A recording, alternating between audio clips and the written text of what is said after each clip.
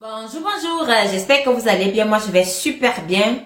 Comme d'habitude, n'oubliez pas de partager, de liker et de vous abonner. Surtout, mettez le pouce en l'air pour encourager les histoires d'Akoma. Alors, aujourd'hui, on va faire une deuxième partie de l'histoire qui défraie la chronique dans les réseaux sociaux, dans tout le Cameroun et au niveau de la diaspora. Alors, c'est l'histoire de un certain B. Moi, je vais pas prononcer ce nom-là ici. Parce que ça ne vaut pas vraiment la peine de le faire. Donc, on va l'appeler Alcero. On va l'appeler Monsieur Alcero. Alors, écoutez attentivement l'histoire d'une des victimes. Elle dit qu'elle a été victime de Monsieur B. Et elle était enceinte lorsque cela se passait. C'est tellement affreux, comme je le disais. C'est affreux. C'est comme dans les films d'horreur où on a un psychopathe qui s'en prend aux femmes, aux jeunes hommes, ainsi de suite. Vous-même, écoutez l'histoire de la dame qui a été prise chez le lanceur d'alerte de cette histoire. Je vais dire ceci. C'est l'être humain en fait qui pousse la victime à ne pas porter plainte. Parce qu'on s'arrange à toujours victimiser la victime. Et on sait déjà, pour nous qui avons vécu ce genre de choses, on sait déjà que lorsqu'on va aller porter plainte, les premières questions seront: pourquoi tu es allé? Qui t'a demandé de partir? C'est parce que tu voulais. C'est ceci, c'est cela, c'est toi-même qui as cherché. Je fais la rencontre de Junior. J'allais au Carrefour Bastos en fait. Je voulais la pizza. Je voulais manger la pizza. Il y a un endroit, après, j'oublie le nom, entre, comment on appelle ça? Il y avait un institut de beauté et la station qui est là, je crois c'est Neptune. Il y a une rue et quelque part derrière là, on fait les pizzas. Je sais pas si on fait toujours les pizzas, on faisait les pizzas là-bas. Je voulais dans une pizza. J'ai démarré le véhicule. J'ai garé le véhicule devant le salon de coiffure. Là où il y a un espresso, il y a un salon de coiffure à côté là. J'ai garé là. Je suis allée acheter la pizza. Quand je reviens, j'entre dans le véhicule, je veux démarrer, le véhicule ne démarre plus. J'insiste, le véhicule ne démarre plus. À ce moment, il y a un véhicule qui garde derrière moi. Moi, je continue d'insister. Quand je me tourne, le monsieur me fait le signe de main. Il me demande s'il y a un problème. Il y a un monsieur qui baisse la vitre en fait. Il me demande s'il y a un problème. Je dis oui, j'arrive pas, j'ai garé le véhicule. J'explique en fait. Et j'arrive pas à démarrer, je sais pas pourquoi. Pourtant je viens de le garer. Le monsieur il y a un monsieur qui descend devant. Il vient. Il regarde, après il repart vers le véhicule. Le monsieur dans le véhicule appelle. Il repart vers le véhicule et puis il revient, il me dit: madame, ouvrez la batterie, ouvrez le coffre. Ouvrez le coffre, désolé pour ma voix. Quand il ouvre, pardon, pas le coffre, le capot. Quand j'ouvre le capot, il resserre, il a pris un caillou, il m'a demandé si j'ai, comment on appelle ça, le cric. Je lui dis non. Il a cherché un caillou. Il a dosé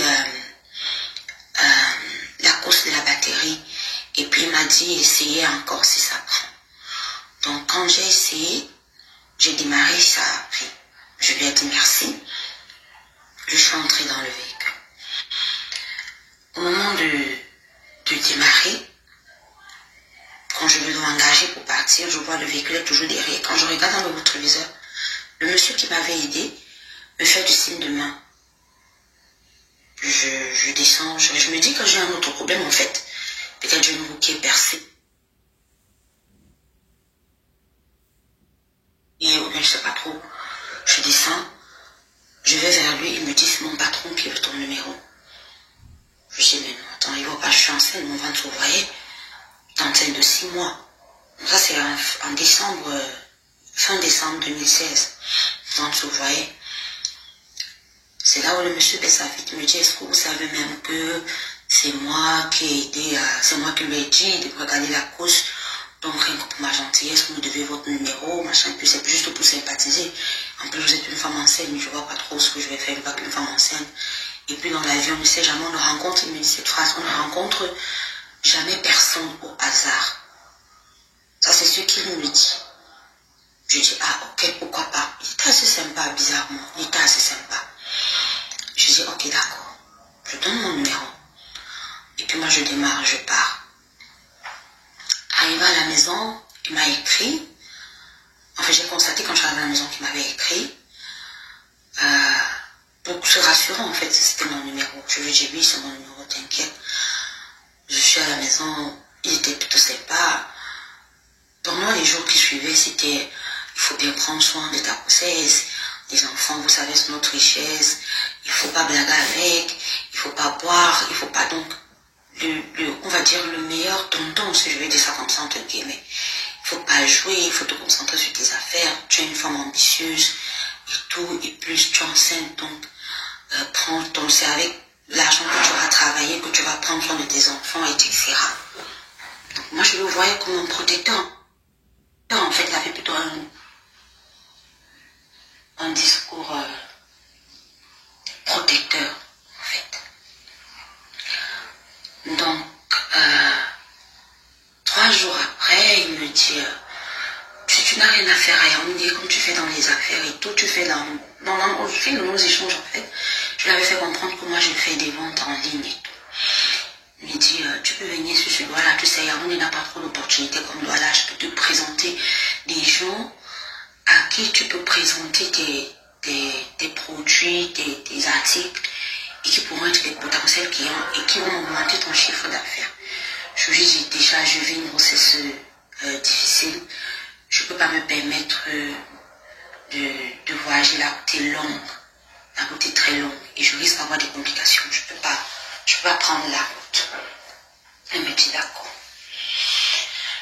Après quelques temps, on échangeait toujours, c'était du genre bonjour, bonsoir, tu vas bien, des trucs aussi simples, c'était banal. Donc après environ une semaine, il me fait comprendre que il arrive sur Yaoundé. Je crois que c'était le samedi. Il me dit il arrive sur Yaoundé. Je dis d'accord, pas de souci. Le dimanche, donc quand il est là, il m'appelle, il me dit, est-ce qu'on peut se voir rester dans les coups de 14h, je m'apprêtais déjà pour ma réunion. Bon, vous savez, les réunions, en fin d'année, généralement, quand c'est la dernière personne qui bouffe, dans notre réunion, en fait, je ne sais pas si c'est comme ça dans toutes les réunions, on fait les classements directement pour la reprise. Donc, pour le mois de janvier, ceux qui vont commencer à bouffer à partir de janvier. Donc, il fallait faire la reprise, donc le classement de la reprise. Donc, quand on a bouffé, là, nous sommes déjà en janvier. Donc, quand on a, qu'est-ce que je veux dire? Quand on a parlé comme ça, il me dit, je suis à Yaoundé, est-ce qu'on peut se voir? Je lui ai dit, ouais, désolé.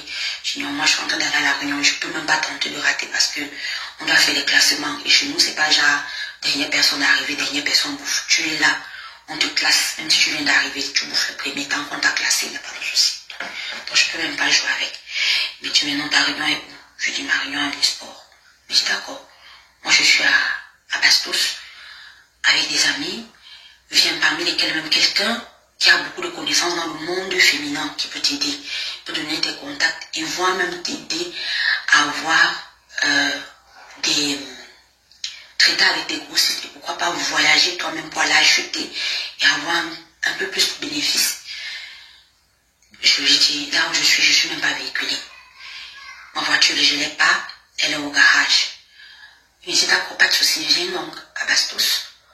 Et puis, non, au départ d'abord, il me dit, ok, comme je vais à la réunion, s'il passe par là, il va me faire ci. Donc c'est après qu'elle me rappelle la deuxième fois, il me dit, comme tu es à réunion à Bastos, qu'est-ce que je dis, à Omnisport, quand tu vas aller à Bastos, tu vas venir à Bastos, on va aller par là et tout. Je dis d'accord. Donc quand j'arrive à Bastos, je me retrouve à Bastos. Bizarrement, il est seul, il n'avait personne. Il me dit, il m'a attendu. Mais ses amis se sont avancés à Goussou. Comme la réunion est puis, non, au départ d'abord, il me dit, ok, comme je vais à la réunion, s'il passe par là, il va me faire ci.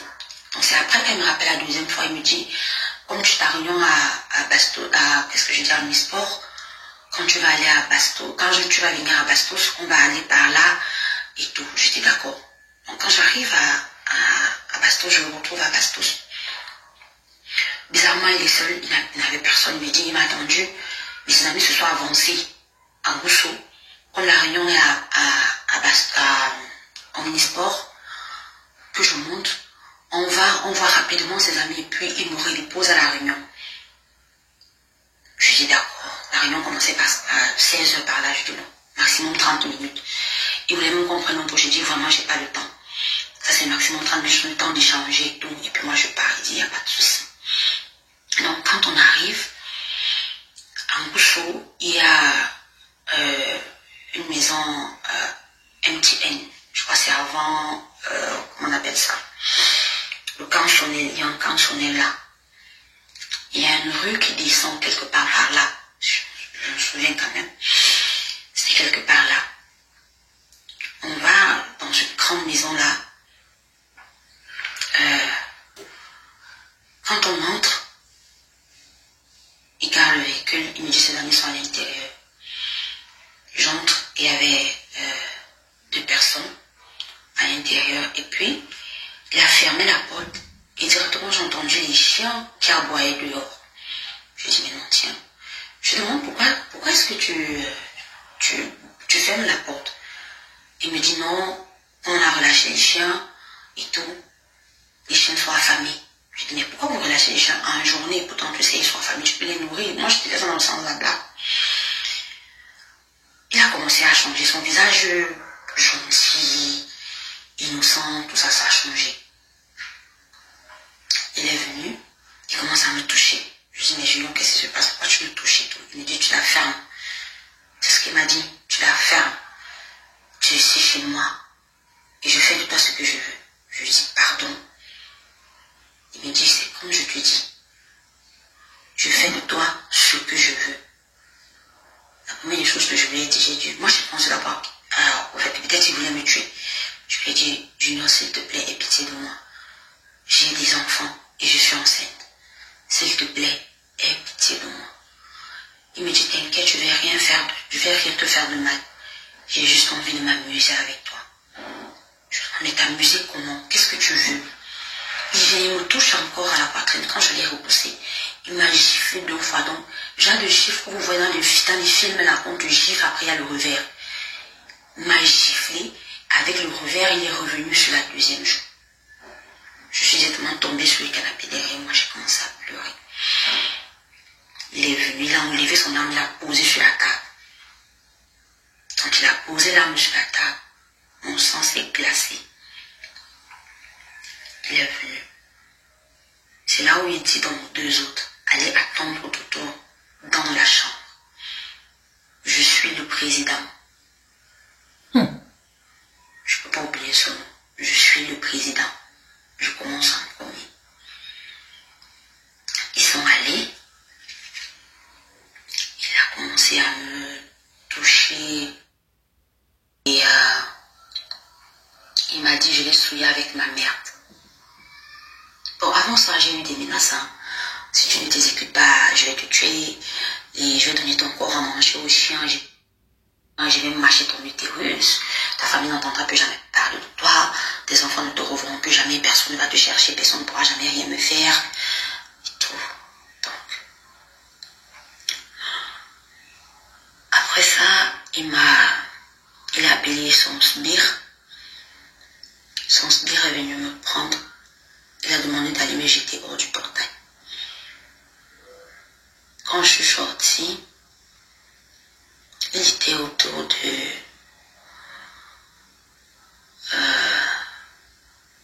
19h30 par là.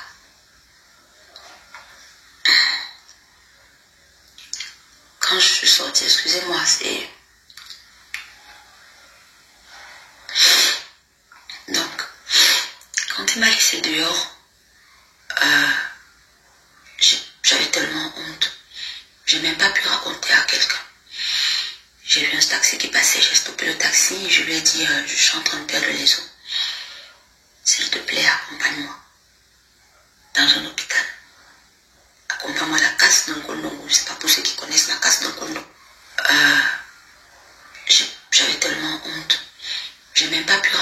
quelqu'un. J'ai vu un taxi qui passait, j'ai stoppé le taxi et je lui ai dit, je suis en train de perdre les os. S'il te plaît, accompagne-moi dans un hôpital. Accompagne-moi à la casse d'Nkondongo. C'est pas pour ceux qui connaissent la casse d'Nkondongo. C'est l'hôpital de, je crois, Monseigneur Jean Zoar, Nkondongo, des sœurs. J'ai pris tellement, je perdais les os. On s'est arrêté quelque part, il a acheté un plastique. Le chauffeur, en fait, il a acheté un plastique rayé bleu, là. Il a mis sur mon siège parce que je mouillais le siège. Où je m'asseyais. Nous sommes arrivés à la casse. À la casse, on nous fait comprendre. Il n'y a pas de couveuse. Il nous demande d'aller à l'hôpital central. Sincèrement, moi j'ai une peur panique de l'hôpital central avec tout ce qui se passe dans les hôpitaux publics. J'ai dit non, je ne vais pas à l'hôpital central. Je lui ai dit allons à l'hôpital de la Caisse. C'est comme ça, on va à l'hôpital de la Caisse. Quand j'arrive à l'hôpital de la Caisse, on prend mes paramètres. J'appelle le père de mon enfant, je lui dis voilà, je suis à l'hôpital, ramène-moi un cabas, ça ne va pas, je suis en train de, j'ai perdu les os à la Réunion. Je ne pouvais pas lui dire la vérité jusqu'aujourd'hui. C'est maintenant qu'il va découvrir la vérité, peut-être s'il reconnaît ma voix et s'il regroupe les faits. Je viens me retrouver à l'hôpital de la Caisse. Lui-même, je crois, à l'époque, il était aussi à une réunion, je crois bien. Il est allé à la maison, il a pris un cabas. Il est venu me retrouver à l'hôpital. À l'hôpital, donc après les premiers examens, on me dit, l'enfant, j'ai déjà la poche des os est déjà ouverte, mais il faut appeler ça comment? Les chances de survie, en fait, de l'enfant sont trop faibles si j'accouche directement. Donc, ce qu'ils vont faire, c'est essayer de maintenir l'enfant le plus longtemps possible dans mon ventre. Parce que tant qu'il est dans le ventre, il a plus de chances de continuer son évolution. C'est là où on me fait comprendre à l'hôpital qu'il est préférable d'accoucher un enfant. Qu'est-ce que je dis? Quand j'arrive à l'hôpital, j'ai déjà entamé, ça me fait comprendre que j'ai déjà entamé le 7e mois. Donc c'est à l'hôpital en calculant qu'ils me font comprendre en fait que j'ai déjà entamé le 7e mois. Donc il m'explique donc qu'il était plus d'enfant. Si j'avais eu ce cas à 6 mois, l'enfant aurait été plus viable qu'à 7 mois. Parce qu'à 7 mois, il a entamé la dernière phase de sa, je ne sais pas comment je vais appeler ça, je peux dire sa construction quoi. Donc, c'est une deuxième phase qu'il a déjà entamée, c'est un peu plus compliqué, c'est un peu plus difficile. Ma mère ne voulait même pas entendre ça, ma mère disait faites accoucher ma fille, faites accoucher ma fille. Ce qu'on faisait chaque fois, c'était regarder le niveau d'eau, donc je faisais les échographies pratiquement chaque jour, regarder le niveau d'eau. À un moment même, je crois peut-être 3 jours avant, 3 jours après mon arrivée, on m'a fait une échographie où on voyait l'enfant présenter le siège. Ils ont dit, même si je dois accoucher, ce sera pas césarienne. Ma mère a dit non. Ma mère arrive à l'hôpital, on a prié toute la nuit, je dis toute la nuit. Le matin, on est reparti faire l'échographie et l'enfant s'était miraculeusement retourné. Il avait donné, je crois que c'était la tête. Il avait mis la tête par le bas, dans la position normale en fait, pour accoucher. Les gens, j'ai des amis, je ne veux pas trop donner des détails parce qu'il y a beaucoup de gens qui vont, je veux pas être reconnu en fait. Il y a beaucoup de gens qui me donnent des détails parce que c'est une histoire qui avait un peu fait fort à cette époque.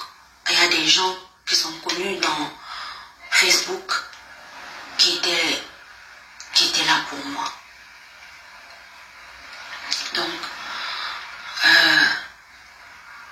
beaucoup de gens même venaient dire, ils voulaient même porter plainte à l'hôpital. Pourquoi vous ne l'avez pas accouché? L'enfant va mourir, des trucs comme ça et tout, puisque à chaque fois qu'on partait, l'enfant n'avait plus assez d'eau.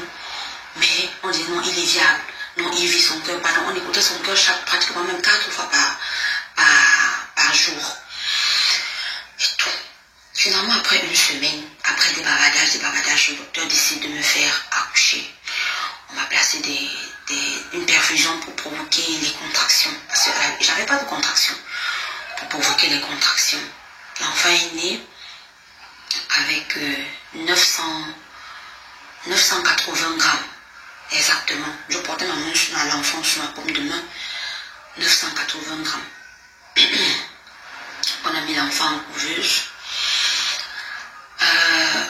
Ayant mis l'enfant en couveuse, c'était tellement douloureux.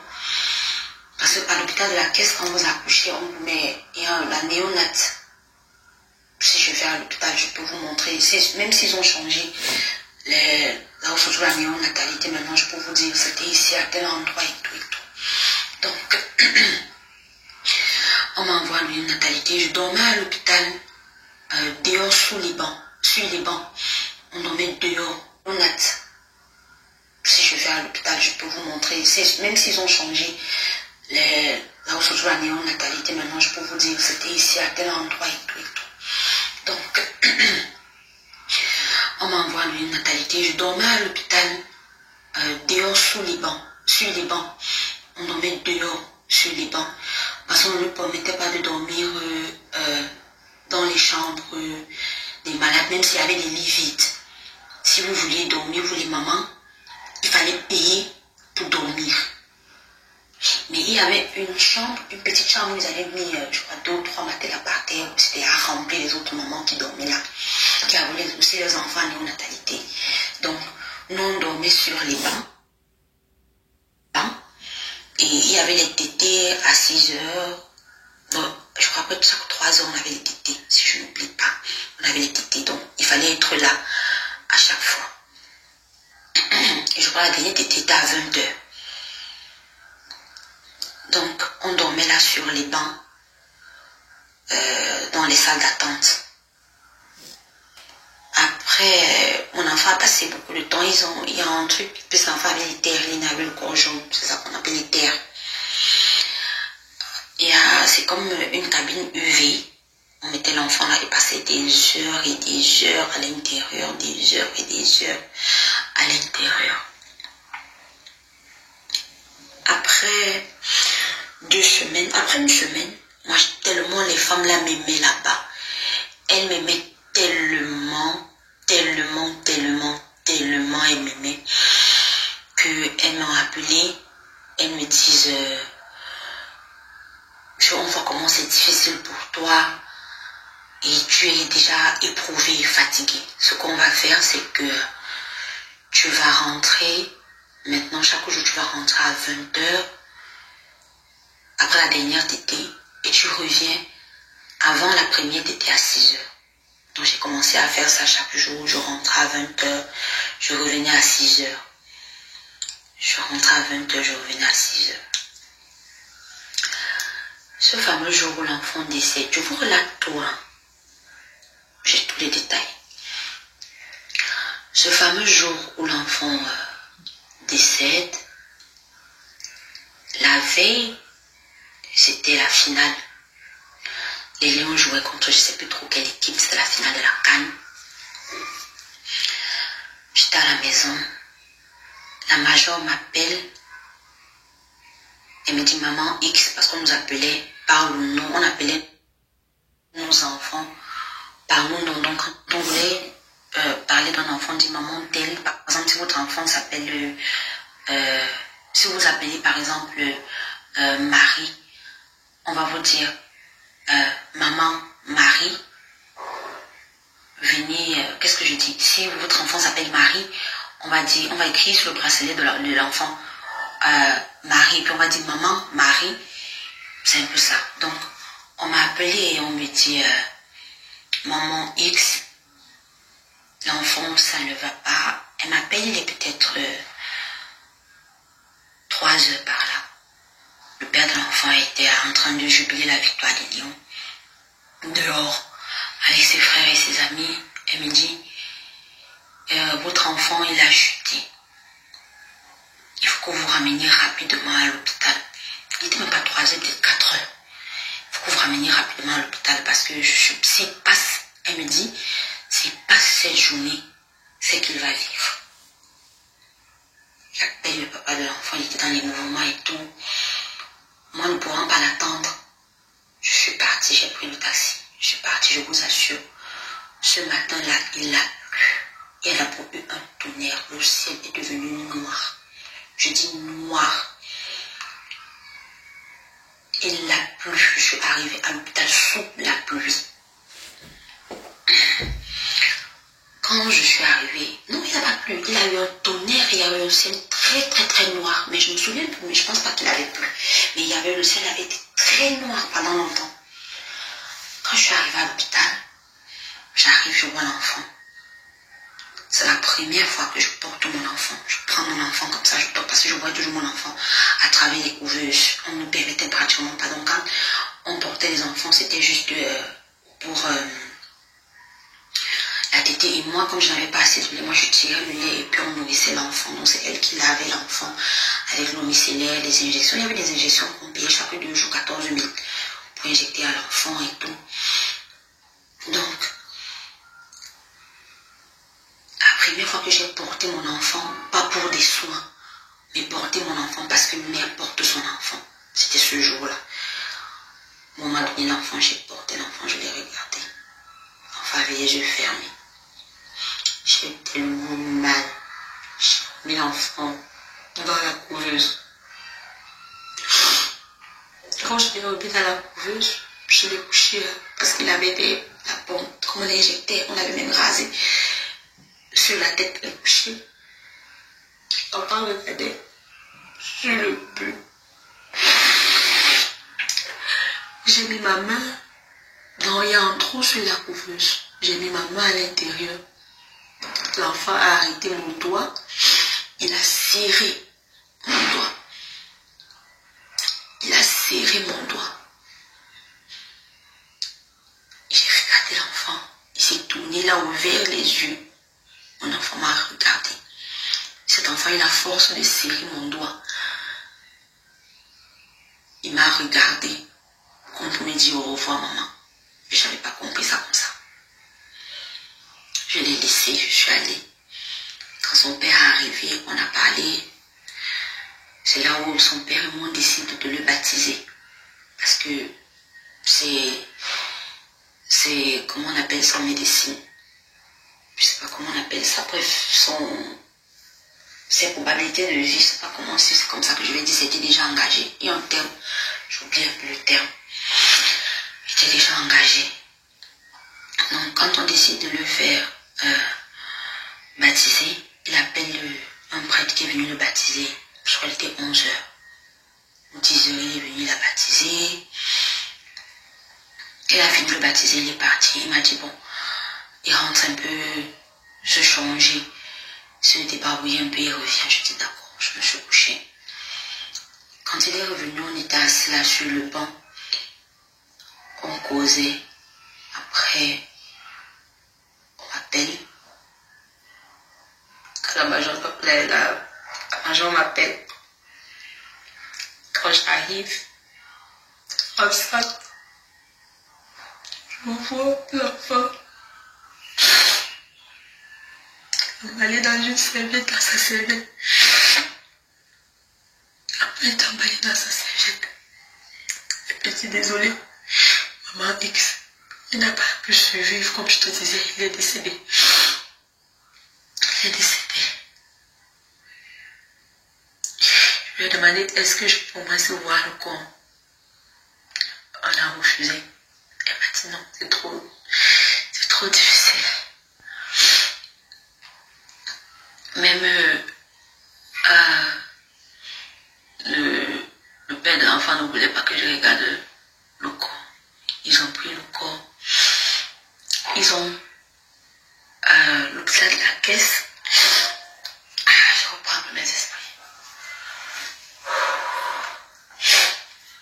L'hôpital de la caisse a confisqué le corps parce qu'on a eu une facture de, je ne me trompe pas, entre 980 000 ou 880 000 ou 780 000, c'était un truc entre 700 et 980 000, mais il y avait 80 000 dessus à payer.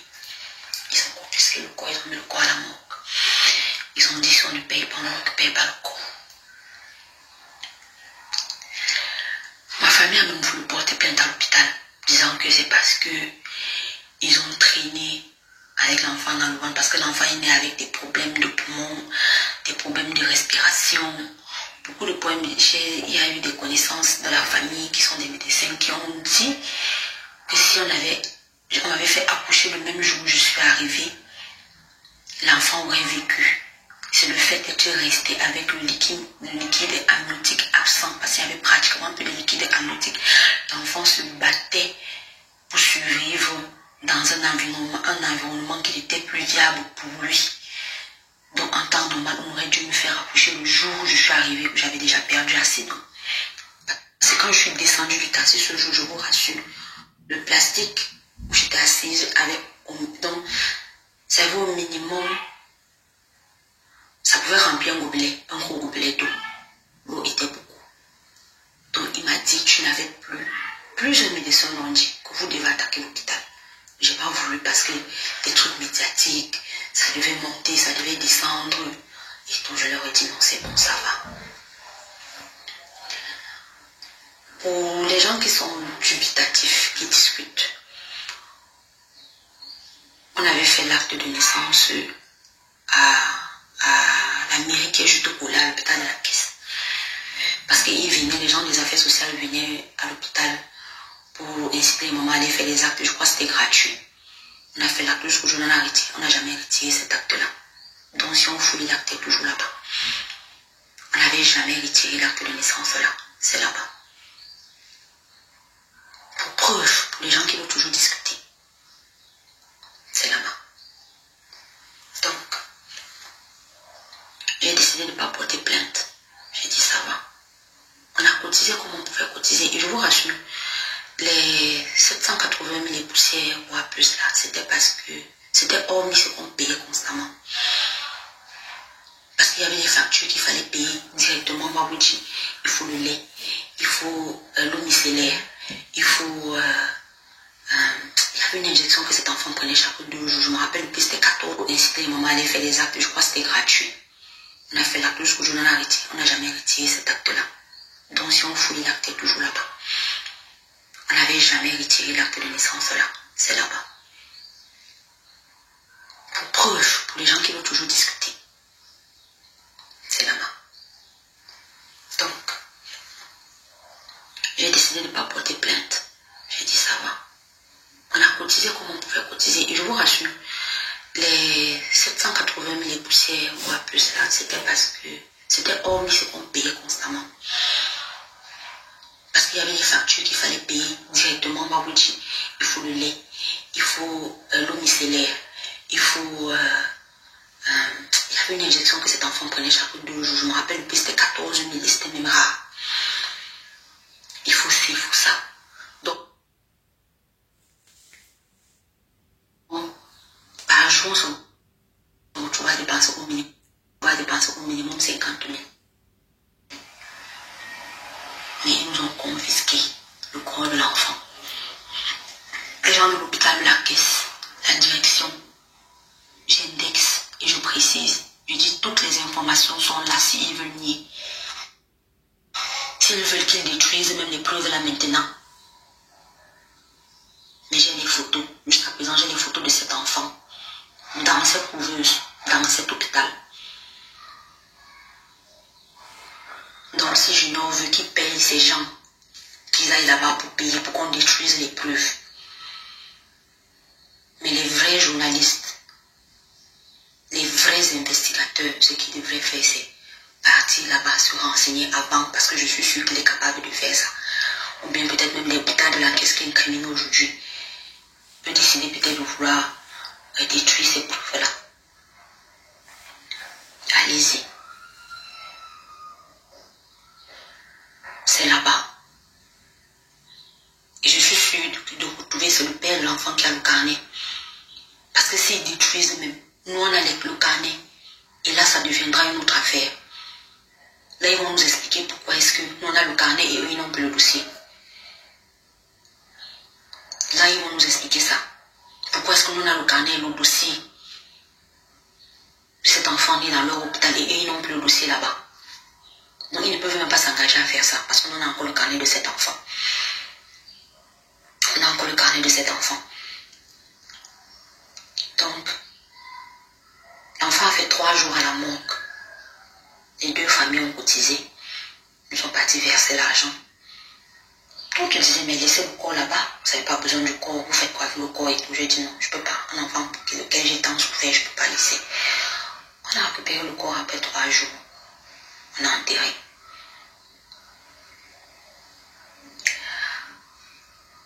Le plus triste dans ça, en fait, et je demande pardon à Dieu aujourd'hui et à cette personne, c'est qu'il n'a jamais su pourquoi exactement